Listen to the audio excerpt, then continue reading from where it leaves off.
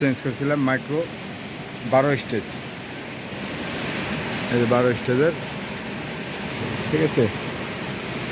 এই মেশিন বসানো শেষ, এখন লাইন দিলেই আমরা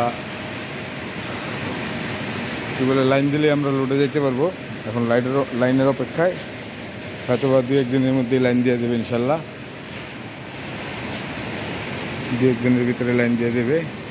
ওই হচ্ছে মেইন বোর্ড, ওইখান থেকে মেইন লাইন আইনা ওইখান থেকে একটা এমসিসিবি দিয়া এদিকে আবার আউটপুট করছে। এই যে এখানে একটা দিছে বোর্ড, ডিস্ট্রিবিউশন বোর্ড।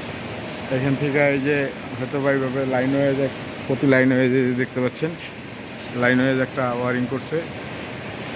এই যে এখান থেকে দিয়া এই যে পাইপ দিয়া এই যে নিচে নামাইয়া এই যে প্যানেলে, কন্ট্রোলিং প্যানেলে ওয়ারিং হয়েছে। তো এইভাবে